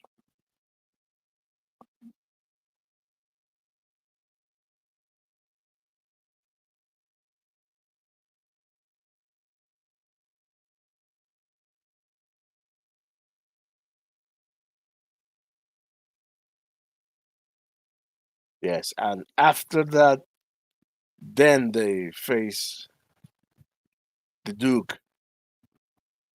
And that scene out in front of the house was really cool. And by the way, the armorer was protecting a lot of the time. They were supposed to be using the rubber guns, the stunt guns. And there's a scene where he drops one of the weapons and it got damaged. Who did you? Yeah, he's like, it was an army. Yeah, Il Duce drops one of the weapons. Oh yeah, he has 6 of them and only 2 hands. Yeah. And they had guys down below trying to catch the weapons. Yeah. It's like a pillow, but it's like one of the big square ones. And he missed it. And it fucking damaged the pistol, which was expensive. Oh, this is where he completely loses it. What's his name? The FBI guy? He's like Yeah. He loves what they're doing. There. Oh yeah, but he thinks they're 3 against 6. This is where he's completely wrong. He's like a conductor of an orchestra, completely. Yes, that is what he's doing. But the thing that makes him go completely bonkers is when he noticed they destroyed the blood samples with ammonia. Oh, God yeah. damn it! None of the blood Bleach. samples. They use bleach. Yeah. But surprisingly, because how did nobody get hit but Rocco on his finger? That's a miracle in itself. Oh, the 3 of them got hit. One in the leg. But not badly. So I'm like, how is nobody killed in this? They have wounds, yeah, but they treat themselves with a fucking clothes iron to burn their wounds closed, which was hard to watch for me. I don't know about Gary as a medic. They are badass treating themselves like that. Crazy.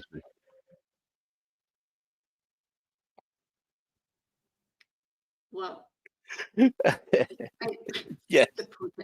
I had a guy think that it was fun to put a fucking glowing hot skewer at a barbecue against my shoulder. So yeah, scenes where people burn with their wounds, they faze me because I know how bad that hurts, especially when the metal gets stuck to your skin, burning you. I'm just like, those are nasty wounds, just saying.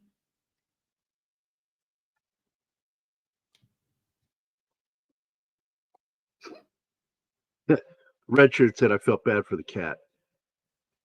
And we reacted. But it happened so fast, the cat didn't know it's coming.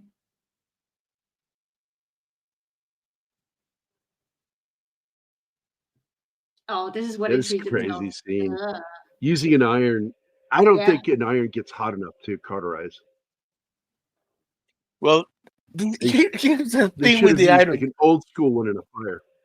No, they put the iron. They are not using the electricity. They are heating the iron with a stove. On the stove, yeah. Okay, that's more believable. That will suffice. Yeah.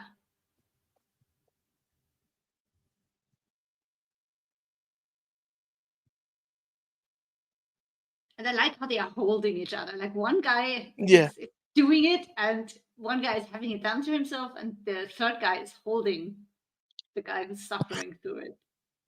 They've been there. That's not the first time.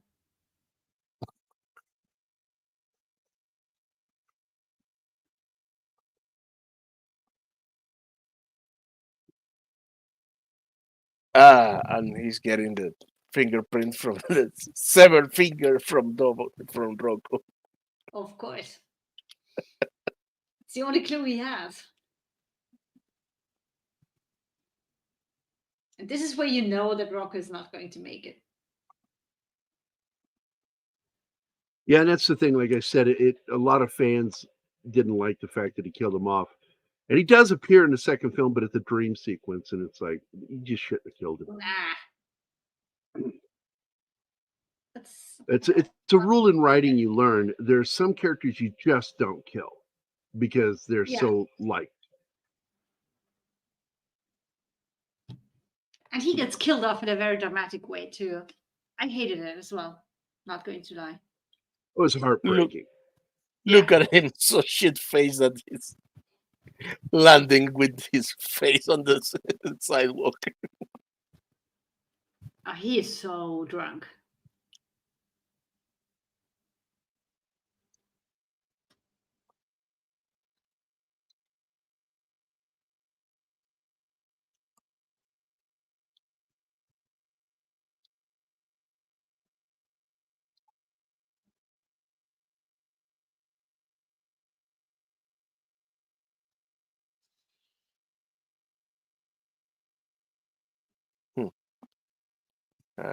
Here's where Rocco takes the priest, and just behind him, Connor. That's the church scene, yeah.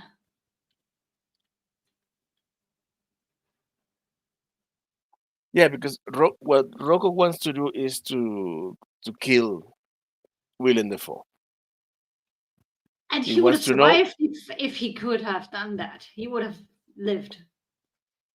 So sucks for him that they take away that chance.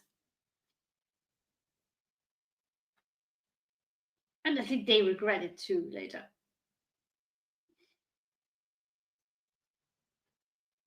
I was such a Christ. I come here for advice.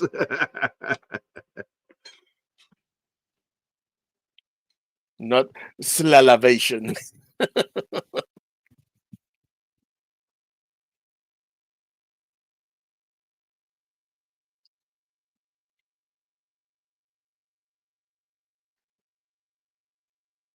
Look, you hear the chain. How must Rocco feel listening to him talking about these two guys doing all the awesome stuff? And Rocco must be like, hey, I'm here too.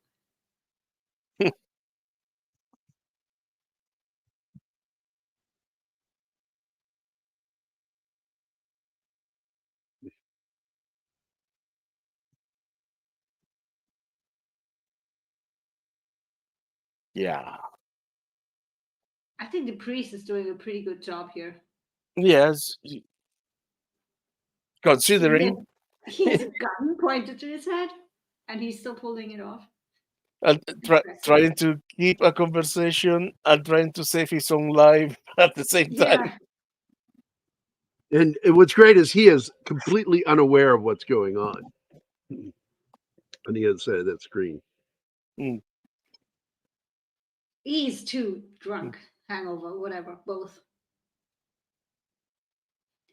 We have a word in German that describes when you are hungover but still drunk, and it's restfett.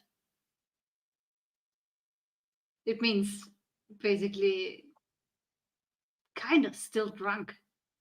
I don't know, but if you're still drunk, I would say that you are just drunk. No, Don't restfett means overthink it. restfett means when you're still drunk but already feeling hungover.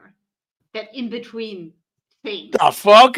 Yeah, we have a word for that in German. And that's what he has right now. That's what he's experiencing. He's still drunk and already hungover at the same time. This is why he's oblivious to everything going on around him, except for the priest who's talking to him. Do you have a word for taking I couldn't Poland? invent that. What? Nothing? What? Nothing? Repeat it, you coward.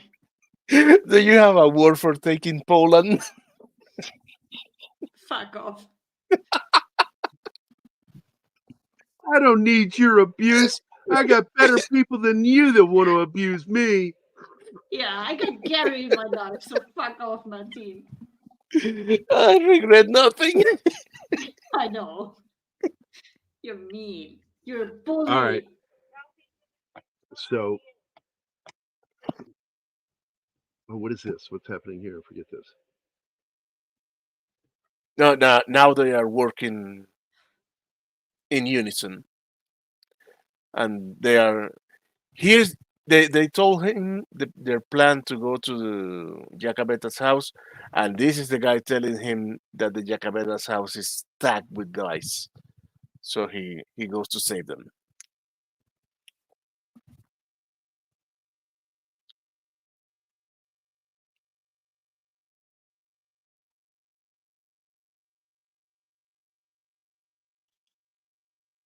Dressed as a here's hooker. Yeah. ugliest hooker ever. His first job Man. on the vigilante side, and he's such an ugly hooker. Yeah. Huge And He spoiler even alert had here, guys. the shade of his beard. How is it you even falling for him? I don't know. Horny Huge as fuck. spoiler moment here. This is where Rocco dies. Yeah.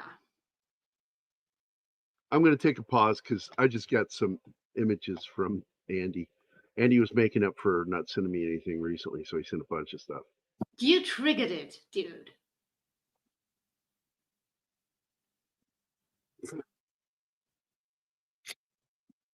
It's the way the DNC thinks.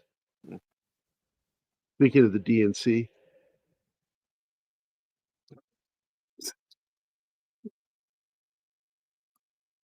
this one cracked me up. This is one of the last ones he sent. Found this helmet in my attic. It belonged to my grandpa. Apparently, he was an electrician or something. Okay. Ouch. This one I like. Do you have any previous experience in retail? Me. All of us had the Fisher Price. Even when I was a kid, we had the Fisher Price register, cash register. And this one cracks me up too. You can't have high grocery prices if there's no food.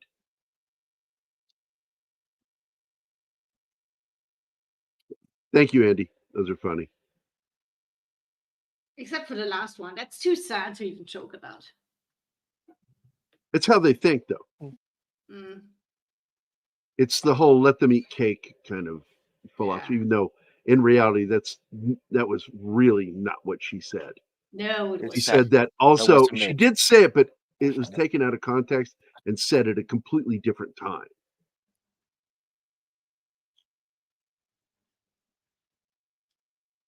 And I'm referring to Marie Antoinette. Yep. Of course you are. But that people have attributed that statement as to just before her death, and I'm like, that's not true. Well, they beat it into people to a point where they believe it, and there's no changing it now. The ones who know, and most of the people just believe what they hear from others and don't do research and don't know the history. So this is, I was looking away with those graphics. Did they show Rocco's death? Yeah. No. Just No. right Yeah, now. there he is. He's dying now. There we go. Shot him right in the chest, Yeah. right in the heart. And you can tell they fucking love this guy. They're losing it. Of course they do. He's And- like a third and brother. His last word is, "Do not stop. You get out of here, and do not Yeah. stop." It's a heartbreaking scene.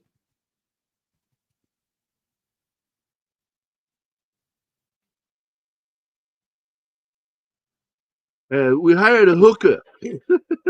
No. Here's when they get to the realization that Il Duce is still a loose. Oh fuck! He's gonna kill him. Yep. He's gonna believe we are the target.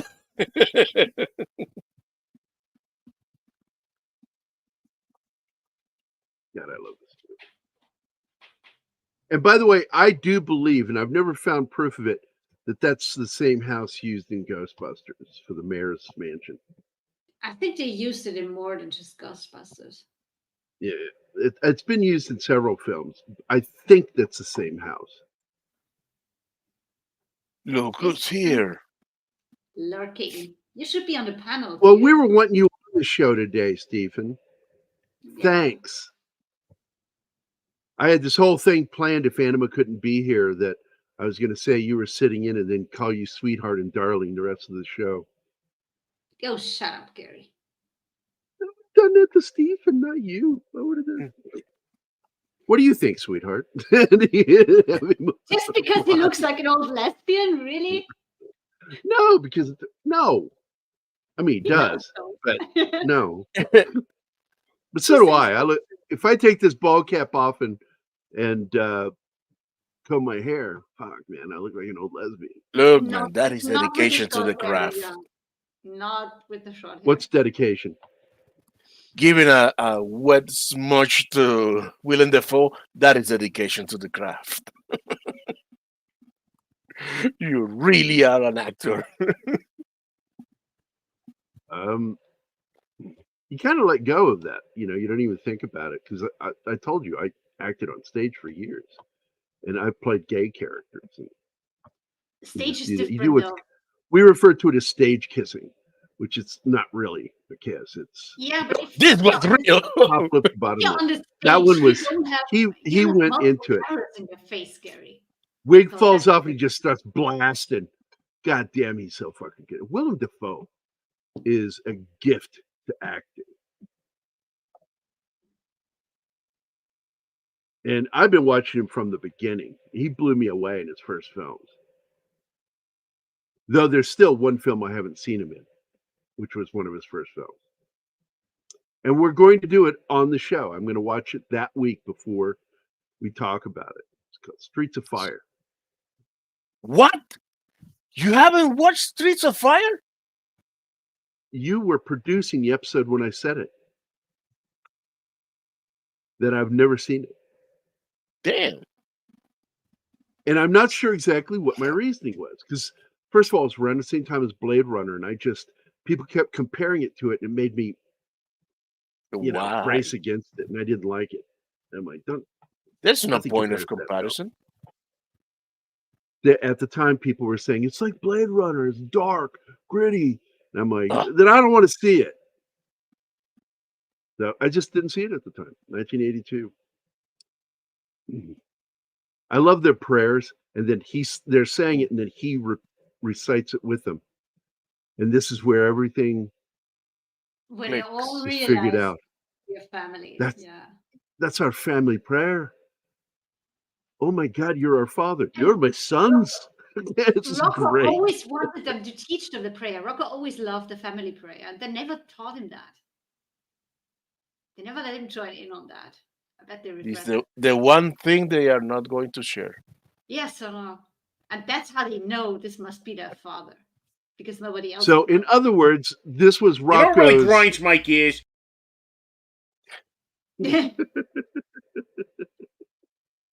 They never taught me to pray.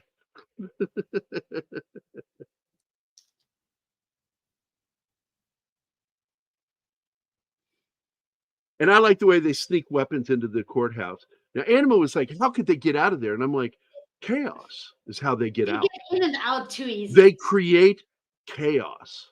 Yeah, And but listen, just walk out. I guarantee you, they just walked out through the chaos.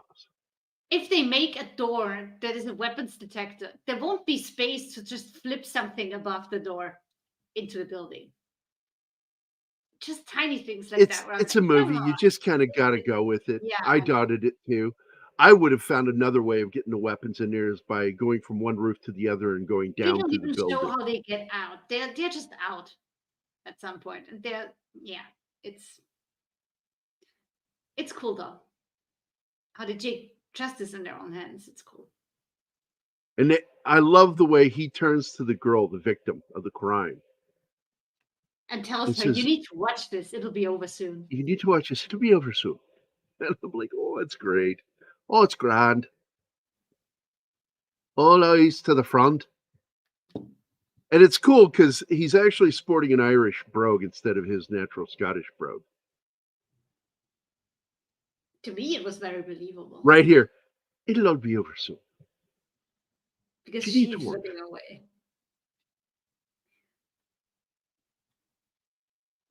Well, most people are trying to. We do just not hide. ask for your poor or your hungry.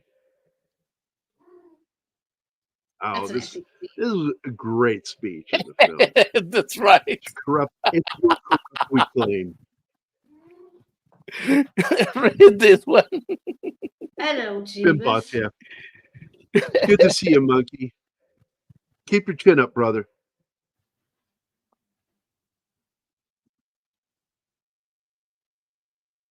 We urge the lesser forms of filth not to push the bounds and cross over, or we will take care of you. You will, oh yeah. We will send you to whatever god you wish. That is so good.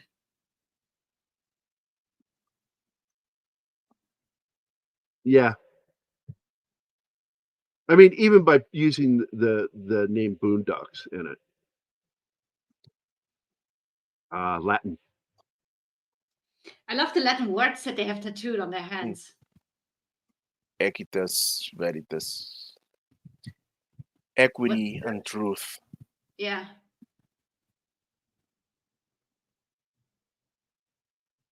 I forgot. Troy Duffy had lightning in a bottle. He'll never do anything else. I don't think he's ever got anything left in him, which is why they needed to move away from him, because I don't think he was struggling to write and work on the second film, and this third film was never going to happen with him.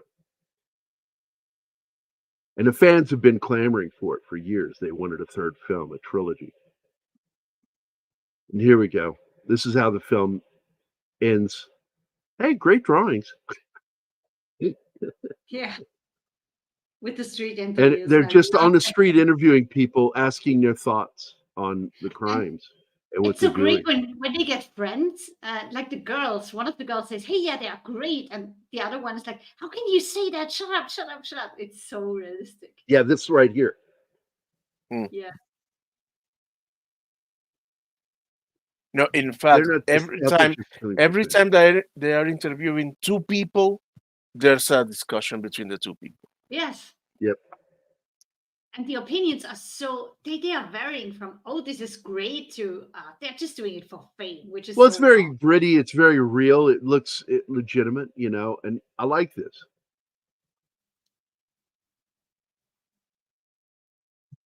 Oh, sorry to hear that, Penny. Yeah. Wow. Okay. If it's that bad, the concern is that it went to the kidneys. So yeah, they're going to put her on a wide spectrum and a narrow spectrum antibiotic, when it will specifically aim at the kidney infection and UTI, and then another one for an overall to keep her from becoming septic. That shit sucks even when you're not pregnant. I had that twice when it went all the way up to the kidneys. Well, it's And rough because they're going to be doing this while she's pregnant. I know. So I'm saying, even when you're not pregnant, that's painful. You I'll feel keep your exactly daughter in what my kidneys prayers, are. Penny. I'll keep her in my prayers. I hope she gets out soon. So I don't know if we should do the second film or not, but it's up to you guys. I'm up for it. I'll have to You're see always it up to for make a it. judgment. Just for completion. I had to see it to make up my mind. Whatever. I'm a completionist, and I like them cannot both. tell you go ahead when I'm not sure if I like the movie or not. Well, we will. We'll watch it, and because I think it's a worthy follow-up. I don't think it's as good as the first film, but I think there's some really good elements in the movie that I really liked. Okay. What Anima's saying, Gary, is that she feels she has to protect you from yourself. No. Are you running a And I'm going to leave it up to the audience. Okay, we have one. We have one from the audience. I'm doing it Turn because against nobody me, else seems to Richard. be able to do it. You're doing your part. You're doing what? Gary. The poll. He's doing a poll, I guess. Oh, geez, you still haven't taught me how to do it. I have no idea. And I'm not signed in on YouTube. There you go. It is out there right now, so take the poll and do it. What's Jeebus talking about? What's that? Make Anima watch Grave of the Fireflies. I don't know that movie. Hold on. Yes, I love that line. I'm strangely comfortable with it. Oh, it's anime. She'll never watch it. I like anime. She doesn't. I just don't care. Because I would like to get her to watch one of my favorite anime. Well, Starship Troopers and Akira. Those are my two favorite anime films from the 80s. Well, no, there's a third. Vampire Hunter D. I really like that film a lot. My problem with Akira is when I saw Akira, I hadn't read the manga, and the story spans for decades, and they compress it in under 2 hours. So I was, what the fuck is happening here?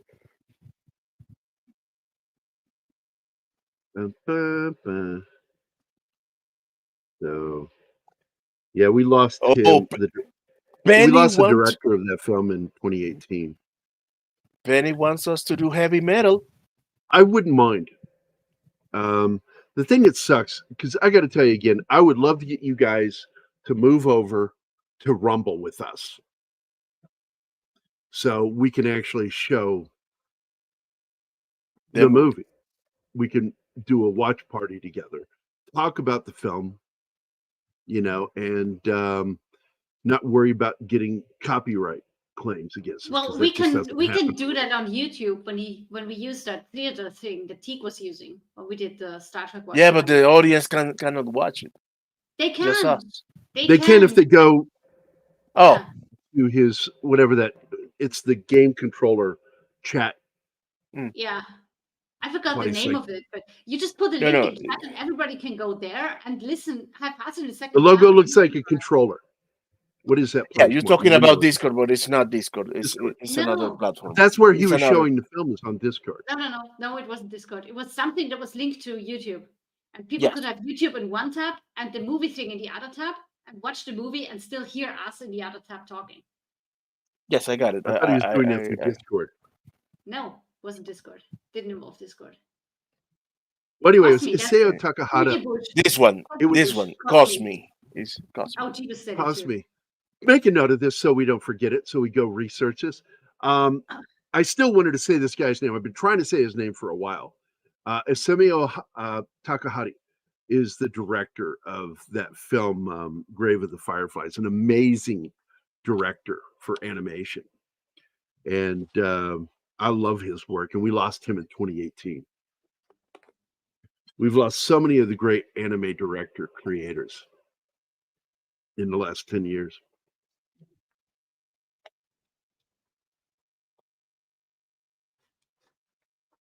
Well, I knew a few people were using Discord. I don't know about Cosme. I've never even heard that name before. So we've got to look at this stuff after the show. So, and speaking after the show, let's end this fucking thing. Let's see where we are with the poll. Where are we What with the is poll? the poll? Oh, the poll did gracefully. 88 to 12 for yes. Doing the film. Okay, well, we'll do it. If we can figure out how to do this, instead of doing the slideshow, or we could show the slideshow too, but it would be nice to show the film. Wait, it's changing. People is still voting. What? Now it's 78 to 22. Oh, that was Anima. No. She voted no. I didn't even see the poll. I'm not on YouTube. Fuck you. How many people voted? 9 votes. All right, come on, guys. A couple more votes. Monkey, vote, please. I know you're a nonconformist, but come on back. Or were you one of the no's? Because he is a nonconformist. I'm not going to conform to your rules. No. I'm watching it right now live. I'm not seeing any more votes. So I'm going to do a 10-second countdown. 10, 9, 8. At least give me time to get that. Jesus Christ. Stop 5, it. 4. Stop it. Don't do it. Did I just see Deadpool get mentioned? What was that? Here. I love Maura Kitty. She's awesome. Streamed Deadpool Wolverine. Oh, she streamed the TS copy that's out there. There's a TS copy out there. It's actually pretty good. Audio is a little fucked up at times when it gets loud.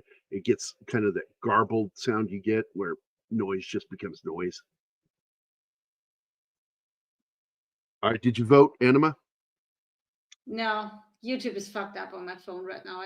I don't feel like bothering. I'm sorry. Oh. So I'm ending the poll. It's not my 70-30. decision anyway. Yeah. The audience says so. I have to watch it.